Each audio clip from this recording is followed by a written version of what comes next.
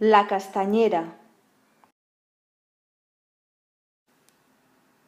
Quan arriba la tardor, cauen les fulles, bufa el vent i és el temps de collir bolets i castanyes. Vet aquí una vegada una castanyera que es deia Tana. Cada tarda preparava el cistell de castanyes que havia de vendre l'endemà. Pel matí, la Tana agafava el seu sac ple de castanyes i anava a la seva paradeta a la plaça del poble per vendre-les. Cridava: «Castanyes! Qui em compra una paperina de castanyes calentones?»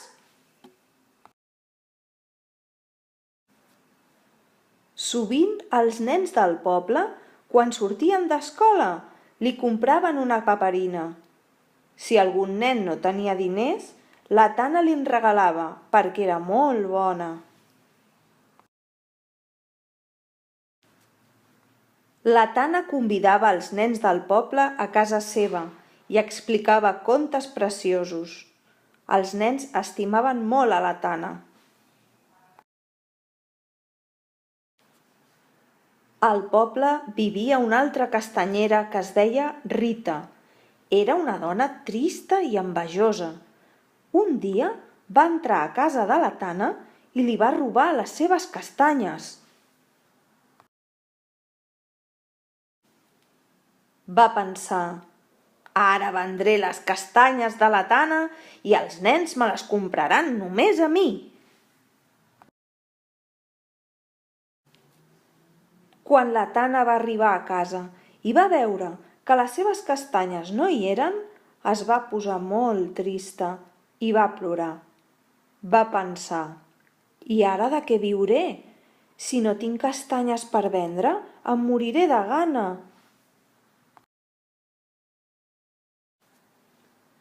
Quan els nens van sortir de l'escola, van anar a la paradeta de la Tana, però ella no hi era. Aleshores van anar a casa seva per saber què li havia passat. Els nens van trobar la Tana plorant. Quan van saber que algú havia robat les seves castanyes, van decidir obrir les seves guardioles i comprar un sac ple de castanyes per la Tana. La Tana estava molt contenta. Els nens, que l'estimaven tant, l'havien ajudat. Mentrestant, la Rita va provar de torrar les castanyes robades, però quan les va posar al foc, van començar a explotar com si fossin petards. Quin ensurt! La Rita estava molt espantada i empenedida i va anar a demanar perdó a la Tana. La Tana la va perdonar i a partir d'aquell dia van vendre castanyes totes dues juntes a la plaça del poble.